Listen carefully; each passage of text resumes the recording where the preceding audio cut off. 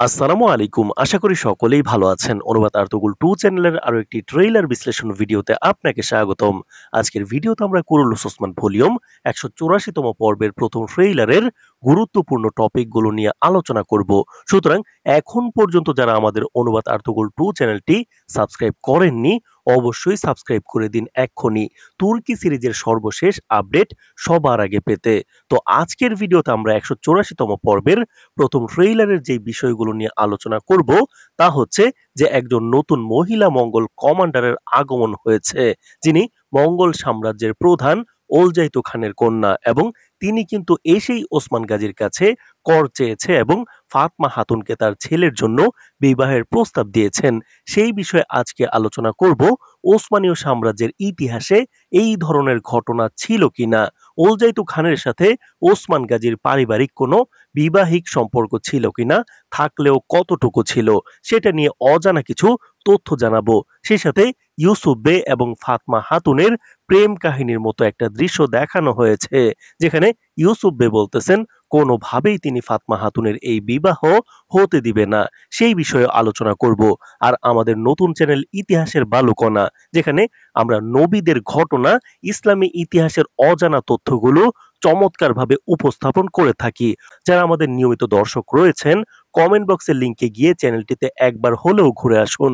আর subscribe করে রাখার আহ্বান থাকলো। তো কুরুলুস ওসমান ভলিউম ১৮৪ তম পর্বের প্রথম ট্রেইলারে আমরা দেখলাম একজন মঙ্গল হাতুনের আগমন হয়েছে, যিনি কায়ীদের বসতিতে আগমন করেছেন। তার সাথে তার ছেলেও থাকবে। তো এই হাতুন নিজের পরিচয় দিয়েছেন তিনি ওলজাইতু খানের মেয়ে। আমরা ওলজাইতু খান এবং ওসমান বের মধ্যকার কোনো ধরনের কানেকশন বা সম্পর্ক ছিল কিনা সেটা নিয়ে গত ভিডিওতে বিস্তারিত বলেছি। যেই ভিডিওটি দেখে নিলে আজকের ভিডিওটা আপনার জন্য আরো বুঝতে সুন্দর হবে। তো দর্শক, ওলজাইতু খান ছিলেন মঙ্গল সাম্রাজ্যের শক্তিশালী একজন চরিত্র, যিনি পরবর্তীতে ইসলাম ধর্ম গ্রহণ করেছিলেন। তার মেয়েকেই আমরা সিরিজে আগমন করতে দেখব সামনের পর্বে।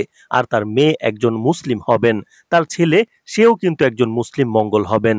আর তাই আগমন করে তিনি ওলজাইতু খানের মেয়ে বলতেছে ওসমান বে তো কর দিবেই, সেই সাথে তার মেয়ে ফাতমা হাতুনকেও বিবাহের জন্য প্রস্তাব দিয়েছেন, অর্থাৎ তার ছেলের জন্য। তাহলে বিষয়টা দাঁড়ালো মহা ক্ষমতাধর ওলজাইতু খানের নাতির জন্য ফাতমা হাতুনকে বিবাহের প্রস্তাবনা দেওয়া হবে ১৮৪ তম ভলিউমে।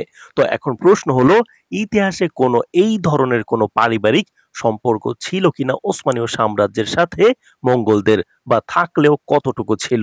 মূলত ইতিহাসে আমরা যতটুকু ইতিহাস ঘাটাঘাটি করে জানতে পেরেছি, ইতিহাসে ওলজাইতু খান মুসলমান হওয়ার পরে ওসমান গাজীকে মঙ্গল মুসলিমরা সাহায্য করেছিলেন ওসমানীয় সাম্রাজ্য প্রতিষ্ঠায়।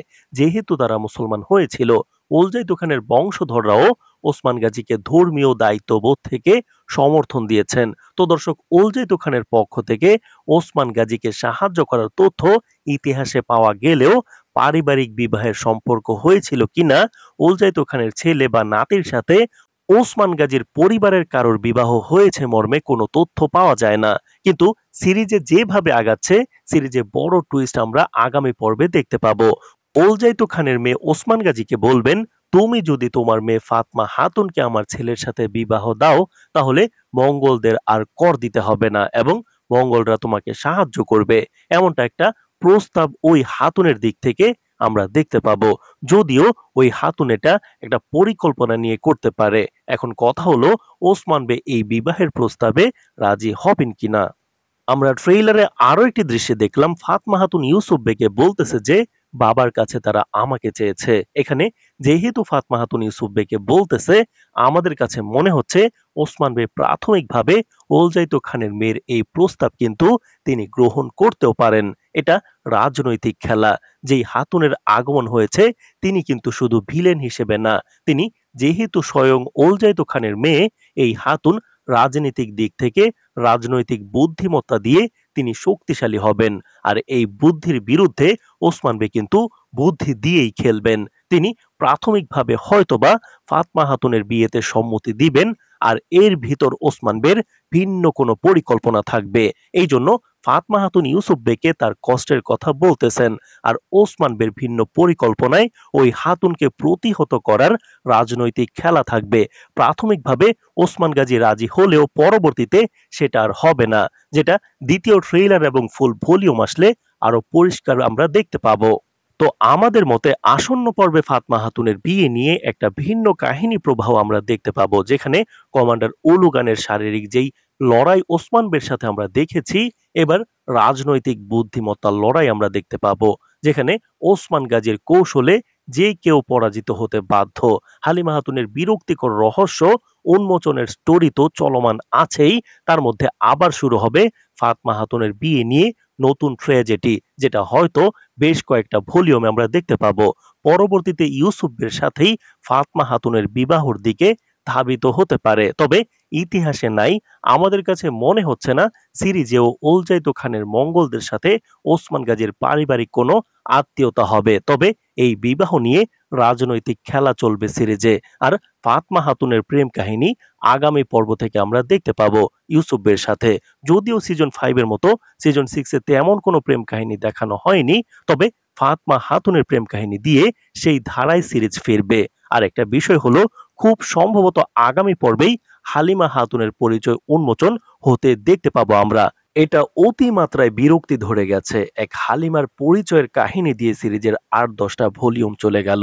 তো দর্শক, আবারও মনে করিয়ে দেই, কমেন্ট বক্সের লিংকে গিয়ে ইতিহাসের বালকণা চ্যানেলে একবার হলেও ঘুরে আসুন। ইসলামিক ভিডিও তৈরিতে আপনার উৎসাহ কামনা করছি, যার জন্য আহ্বান থাকবে সাবস্ক্রাইব করার। ধন্যবাদ।